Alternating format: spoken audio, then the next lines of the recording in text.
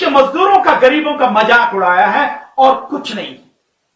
ये भाषा जो वो बोलते हैं कि ये सब क्योंकि गरीबों के नाम पर, गरीबों को दिखाने के लिए, पर मैं समझता हूं उन गरीबों को भी अब समझ में आ जाना चाहिए, उन गरीबों को भी समझ में आ जाएगा, जरूर आ जाएगा, निश्चित रूप से आ रहा है कि जो तुम्हें हिंदू के नाम पर तुम्हें इकट्ठा करते थे, मुसलमानों से लड़ाते थे, और जो तुम्हें मंदिर के नाम पर इकट्ठा करते थे, जो मंदिर के नाम पर तुम्हारी वोटें लेते थे, हिंदू मुस्लिम कराते थे, वही लोग, वही हिंदू, वही हिंदुओं की सरकार, बीजेपी सरकार, मोदी सरकार, भारत सरकार तो कहते ही नहीं है, मोदी सरकार कहते हैं, वही मोदी सरकार आपके घावों पर, जले हुए मतलब जख्मों पर नमक छिड़क रही है बहुत बुरी तरह से, और केवल नमक छिड़क ही नहीं रही, नमक छिड़कने के बाद हाथ से उन्हें रगड़ भी रही है।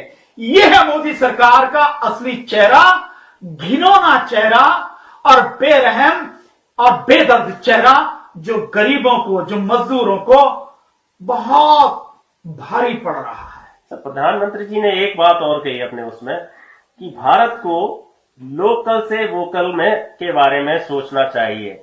लोकल से वोकल, इसके बारे में जरा बताइए। लोकल से वोकल का मतलब यह है कि जो देश में ही उत्पाद बने और उन्हीं उत्पादों को लोग इस्तेमाल करें और उन्हीं की प्रचार करें। ये कह भाई, हाँ भाई, ये जैसे मानो ये बनाया है कि कोई मशीन बनाई, कहें भाई अरे बहुत बढ़िया मशीन है भाई, देखो अपनी है, अपने यहाँ की है, इसकी मशीन का प्रचार करो भाई, ये देखो ये मशीन खरीदो।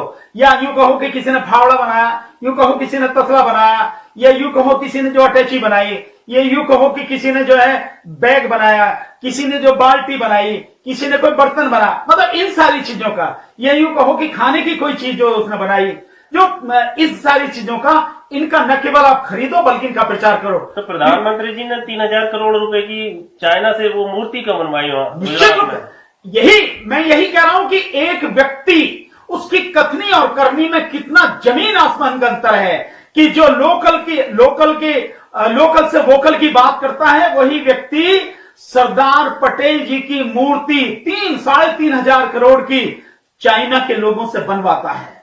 वही व्यक्ति जो गाड़ियां यूज करता है, जहां तक मैं समझता हूं वो विदेशी ही गाड़ियां हैं जिन गाड़ियों को यूज किया जा रहा है, BMW, वो देसी गाड़ियां नहीं हैं, वो विदेशी गाड़ियां हैं जिनको यूज किया जा रहा है। तो देसी गाड़ी में चलो ना, एम्बेसडर में चलो, फिएट में चलो ना, पता लग जाएगी क्या है स्थिति। तो लोकल से वोकल तभी शुरू होगा ना, तुम पहले शुरू करो। प्रधानमंत्री जी की उसमें भी 2000 करोड़ का के आसपास खर्चा आता है उनके। बिल्कुल, देखिए 600 करोड़ का तो बजट अभी पास ही हुआ है प्रधानमंत्री की सुरक्षा के लिए। बाकी प्रधानमंत्री का चेहरा दिखाने के लिए जो एडवर्टाइजमेंट होता है, प्रधानमंत्री की विदेश यात्राओं में जो खर्च होता है, मैंने कैलकुलेट किया कि लगभग 2000 करोड़ रुपया इस प्रधानमंत्री माननीय नरेंद्र मोदी जी के लिए खर्च होता है साल का। इस गरीब देश का, जहां मजदूरों को रोटी नहीं मिल रही, जहां मजदूरों को पानी नहीं मिल रहा, जो मजदूर सड़क पर चलने के लिए मजबूर हैं, गर्भवती महिला मजबूर हैं, और अभी आपने देखा कि गर्भवती महिला एक को तो बच्चा भी रास्ते में हुआ और उसके बाद 2 घंटे बाद फिर वो मजबूरी में चली, 150 किलोमीटर अपने गांव पहुंची उसके लिए। मतलब आप पीड़ा समझ सकते हैं, मजदूरों की पीड़ा। कोई अपनी मां को, कोई अपनी बच्चे को वो खींच के ले जा रहा है गाड़ियों में। तो ये जो स्थिति है, ये बड़ा क्रूर चेहरा है प्रधानमंत्री जी का। उनकी कथनी और करनी में जमीन आसमान का अंतर है। कहते कुछ है, करते कुछ हैं, और देश की जनता के लिए कुछ नहीं है। 3 दिन में जो घोषणाएं हुई हैं, आज किसानों के लिए घोषणा हुई है, लेकिन कुछ नहीं है। कल प्रवासी मजदूरों के लिए घोषणा की गई थी, किसी के लिए भी तो कुछ नहीं है, कुछ नहीं। एक और जुमला दे दिया, 1 नेशन 1 राशन कार्ड, ये कब बनेगा, कब नहीं होगा, कुछ नहीं पता किसी को, कब से कब होंगे। तो ये सारी की सारी चीजें हैं। इस देश के साथ में जितना भद्दा, जितना क्रूर, जितना बेरहम मजाक माननीय प्रधानमंत्री नरेंद्र मोदी जी ने किया है, ये 20 लाख करोड़ का झुंझुना देकर इतना मजाक किसी और ने नहीं किया। मैं समझता हूं इतना बेदर्द उन्हें नहीं होना चाहिए, इतना बेरहम उन्हें नहीं होना चाहिए। बेशक मत दो कुछ, पर ये तो कह दो भाई मेरे पास नहीं है, मैं नहीं दे सकता। लेकिन तुम कहते भी नहीं हो, और तुम जो कर रहे हो वो देश की जनता के घावों पर नमक छिड़क कर उसको रगड़ने वाली स्थिति है। ऐसा मत करो। आप हर रोज देख रहे हैं, हर समय हर पल हजारों 2,000 किलोमीटर दूर लोग पैदल साइकिल से जा रहे हैं, गर्भवती महिलाएं जा रही हैं, मजदूर मर रहे हैं।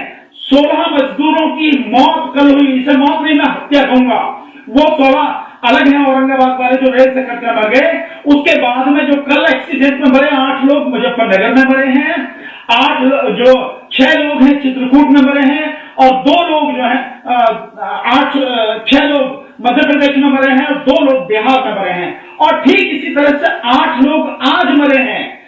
उत्तर प्रदेश में 4 जगह एक्सीडेंट हुए हैं, 4 जगह एक्सीडेंट में 8 लोगों की आज मौत यानी यूं कहो कि हत्या हुई है। ये स्थिति है। सो पहले इन गरीबों को ये घर पहुंच जाए, इनको रोटी मिल जाए, इनके बच्चों को निवारा मिल जाए, उसके बाद की बात है कोई आत्मनिर्भर होने की। आप ये नौटंकी करना बंद करना ज्यादा बढ़िया है प्रधानमंत्री। अगर सही मायने में देश को आत्मनिर्भर बनाना है तो पहले देश का जो मजदूर है उससे बचाइए, उसकी जिंदगी को बचाइए, उसे खाना दीजिए, पानी दीजिए, उसे उसके घर पहुंचा दीजिए, उसका रोजगार दीजिए। सीएमआई की रिपोर्ट है, ये गवर्नमेंट की रिपोर्ट है, किसी और की नहीं है, गवर्नमेंट की रिपोर्ट है कि 20 साल से लेके और 40 साल तक के और फिर उसके ऊपर 56 साल तक के जो लोग हैं, मतलब उनकी करीब 10 करोड़ से ज्यादा लोगों की नौकरी चली गई है। ये सीएमआई जो सरकारी आंकड़े हैं, सरकारी आंकड़ों की मैं बात कर रहा हूं, तो आप किसके आत्मनिर्भर बनाएंगे? पहले जो ये लोग हैं, पहले इन लोगों को आप रोटी दे दीजिए, इन्हें रोजगार दे दीजिए, उसके बाद आत्मनिर्भर की बात है। अभी ये जो मजदूर हैं, जो 23 करोड़ लोगों के पास में तो राशन कार्ड है, और लगभग 20-22 करोड़ लोग वो हैं जिनके पास कोई राशन कार्ड नहीं है, कुछ नहीं है, उनकी बहुत बुरी स्थिति है, उन्हें खाना नहीं मिल रहा है। आगरा की रिपोर्ट आपने देखी, 4-4 महीने से राशन नहीं मिला और सरकार कह रही है हम राशन बांट रहे हैं, लगातार बांट रहे हैं। और एक और नौटंकी सरकार कर रही है कि one nation one ration card, और इस सब कहीं भी देश में किसी भी जगह मिल जाएगा। तो ये सब नौटंकियां है, ड्रामा है। आत्मनिर्भर भारत इससे नहीं बनेगा। आत्मनिर्भर भारत बनने के लिए देश के हर व्यक्ति को पहले रोटी दो, पानी दो, उसे रोजगार दो, उससे बढ़िया से बढ़िया शिक्षा दो, एजुकेशन बढ़िया मिलेगी, तब जाके कहीं आत्मनिर्भर भारत बनेगा। और इस तरह का जो समय है वो गरीबों को रोटी देना।